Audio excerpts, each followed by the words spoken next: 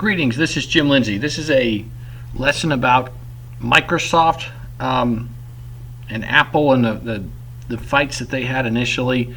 It's also a story of the history of the personal computer, and so I hope you're going to enjoy it. This is one of those cases where there are business lessons that are just, man, they're such great business lessons you can pull away from this whole fable of how these guys got to where they currently are.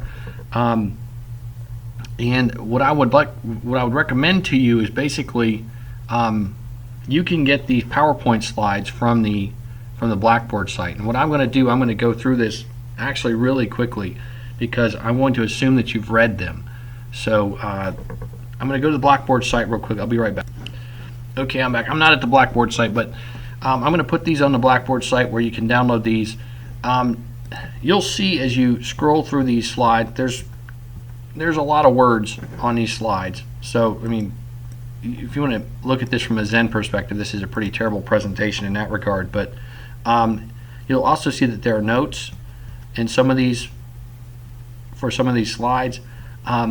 Please print this out, or download this, and look at this presentation for 5 or 10 minutes. Read through each one of the slides before you start the presentation, because what I'm going to do, I'm going to basically kind of go zip through here and assume that you've read the information.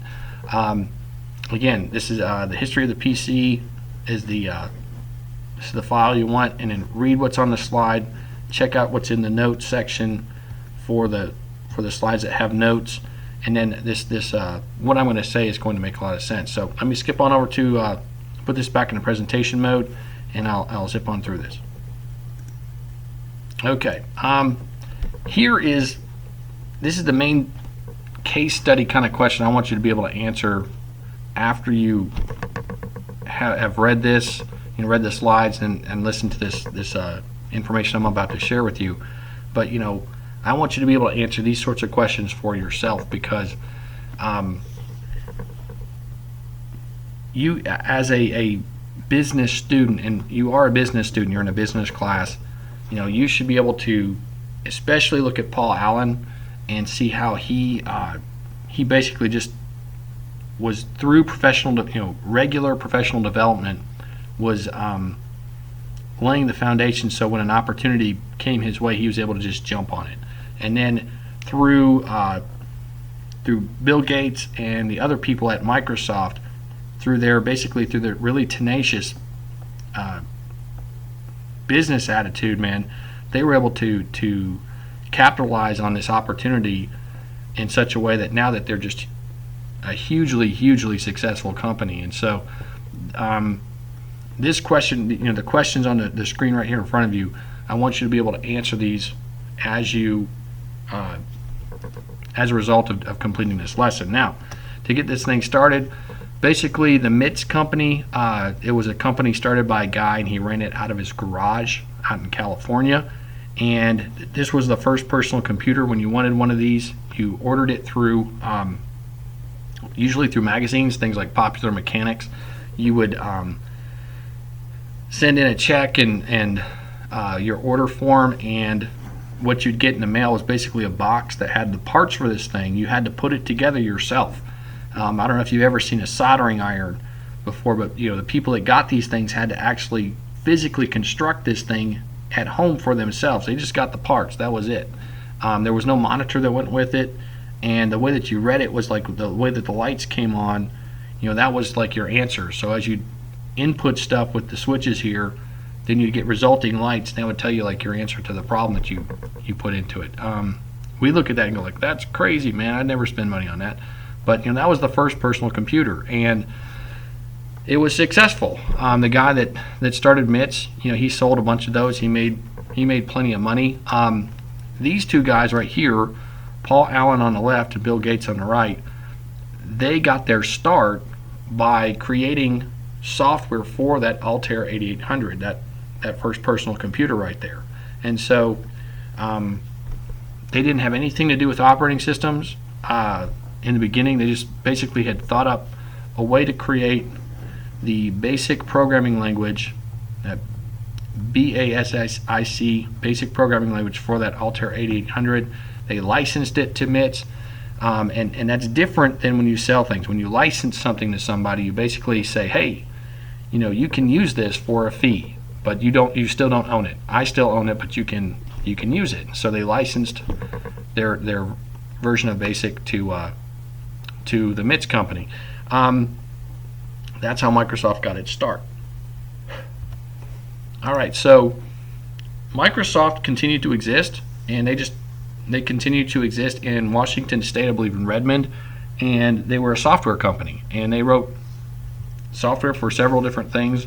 One of the things they did between 76 and 79 is that they wrote they wrote some software that controlled the stoplights out in, I think, in Seattle. But these guys were just business owners of this software company. Now, in the meantime, you've probably heard of Steve Jobs. You maybe heard of Steve Wozniak. They started a computer company called Apple, and they came out with Apple computers. You can see like Apple I and Apple II. Same kind of deal. You order your computer, and to some degree you have to put stuff together. Like this guy put a keyboard together with wood. I guess he used like a scroll saw or a jigsaw and cut out like the keyboard components and put that stuff in there. But the computers are getting better than the Altair 8800, but this is some initial product stuff that you saw from the Apple company, and this was going on at the same time as Bill Gates and Paul Allen were writing software in Seattle. Excuse me, in Redmond. Okay, so the time rolls on here, and in like the late 1970s here, you have other computer manufacturers get into the business of personal computers, and those would include like your Commodore company, Tandy, which was the Radio Shack. We had one of these at my house when I was a kid. This TRS-80. We had like a Model 4, and it looked a lot like this one. And my dad was he's a retired engineer from General Motors, and he would go and do bills and pay bills and stuff like that, and he'd sit back there with that TRS-80 and code, and man, I didn't mess with it. But that's what that computer looked like. I wish I did now, because we had this at my house, and I just wasn't drawn to it. Osborne was another company, but this was all going on in like 1979, 1980, and the reason that's important is because in a second there's going to be a big player that finally gets into this market. You'll notice that all these companies are probably companies that you've probably not heard of. You're probably not familiar with Commodore or Osborne or Tandy, and in a second IBM, International Business Machines, is going to get into this fight, because they're going to see that personal computers are actually something that we want to sell and try and make money at. But until this point, basically everybody was kind of a small player. Okay, one last point before we get into IBM, and that's basically, and this is really important. There's this guy named Tim Patterson, and he worked at Seattle Computer Products, and he wrote an operating system called QDOS, QDOS, and he made it for testing. He based it on CP/M, which was owned by a company called Digital Research, but he did it because he needed to do some testing. He didn't want to pay for the CP/M stuff, and so he just kind of put together his own little operating system, 86DOS or QDOS, and he performed his test with it. Now, why that's important is this. Tim Patterson then wrote some articles about this operating system he'd made for the tests, and that got published in magazines like Popular Mechanics and other computing journals, and those sorts of things. So Tim Patterson does this work to create 86DOS. It's successful for his testing purposes. He writes about it, publishes that. Now, the reason that's important is this. Let me go to the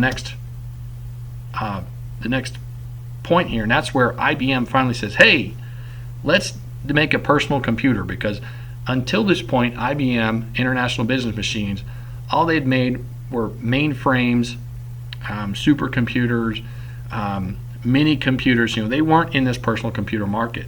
And so when they finally decided to get into it, it already had all these little players, and they wanted to get into the marketplace as quickly as possible. And so what they did, they went around to people that had already been kind of around the the industry for a little while, and they wanted to basically use them to get ramped up as quickly as possible. They're using a best of breed approach. They were finding out, let's get this processor and let's get that RAM, let's get this motherboard, and they'll work together, and let's put this thing together, and let's get to market as fast as we possibly can. In that process, they approached Microsoft and asked them, said, hey, we know that you put together BASIC, the basic programming language for that Altair 8800. Would you do that for us? And Microsoft was their business guys. They're going like, well, yeah, we'll create a version of BASIC for you. What's the operating system going to be so we know how to do this? And at that point, IBM didn't know. IBM hadn't decided on operating system. They said, well, what do you recommend? And so the Microsoft guys recommended to them the CP/M or the CP/M operating system. And so IBM tried to work with Digital Research to get that operating system, but they couldn't. They just basically couldn't work out a deal. And as you read stories about it, there are all sorts of, and I don't know if they're true or not, but they'll basically put there are stories out there saying that the guy that was at Digital Research was just kind of a punk about it. He'd on a day when they're supposed to meet, he'd go out and fly his plane, and stuff like that. And so finally the IBM guys just got sick of it and they go, well, fine. And so they went over back to Microsoft and said, hey, you already said you're going to write, the basic version of BASIC for us. Why don't you just write our operating system too? And the Microsoft guys said, okay, sure, we'll do it. And they shook hands, and so the IBM guys go, great, you do the operating system and you do the version of BASIC, and that'll be great. So they took off. And so then the Microsoft guys, once the IBM dudes get out the door, they look at each other and go, like, man, what are we going to do? We've never done an operating system before. And that's where Paul Allen, I'm going to flip back to this Tim Patterson slide here. He'd been, he read all the time. He basically would read magazines. He'd read journals. And he was aware of this 86DOS or this QDOS program that Tim Patterson had made. And so he said to the other Microsoft guys, he goes, hey, I've got an idea. There's this Tim Patterson dude who's in town, or he's in state anyway, and he's got this 86DOS, and let's go see if we can get that. And we'll use that as our, for our operating system. And so he did that. He basically went over to Seattle Computer Products, and he was able to, and this is greatly simplifying a very complex process, but basically Microsoft was able to get that 86DOS for about $100,000. And the Tim Patterson guy that at Seattle Computer Products had no idea that they were buying it for the purpose of putting it into IBM PCs. They were under contractual agreements to basically not disclose that sort of stuff, but they got it.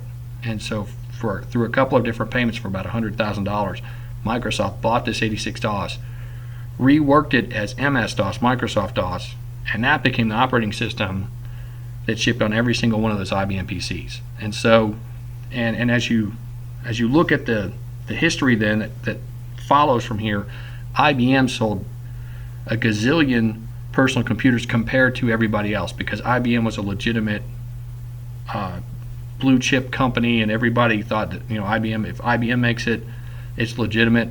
And so basically Microsoft got this alliance with IBM that just was like printing money, man. And so they immediately, because of just the volume of stuff that got produced by IBM, they immediately eclipsed everybody else in the industry as far as sales and market share and everything else. And by the way, Microsoft licensed MS-DOS to IBM. They didn't sell it.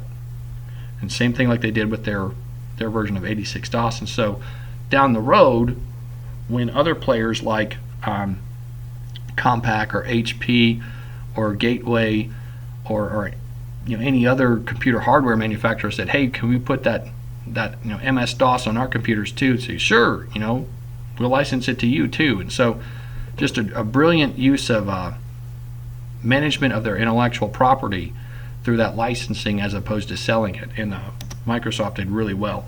The next and last point basically in this lesson is that once Microsoft is in this alliance with IBM, things start to progress, through the personal computer world, and as you've already learned in other lessons, basically Apple came out with this graphical user interface and with the Macintosh, and they came out first on Elisa, but then with the Macintosh when it's really successful in '83 and '84, and when everybody else saw that, they're like, man, we've got to do the same thing, because they're just going to kill us. And so Microsoft came out with its version of the graphical user interface in a program called Windows. It's Windows 1.0. This was in 1985, and Apple sued them basically for copyright infringement. And to their credit, what Microsoft did was they settled with Apple out of court, and as part of this settlement, they basically said to Apple, hey, we're going to pay you a ton of money. I'm really sorry we copied you. My bad. But hey, in the future, we get to continue copying you. Is that okay?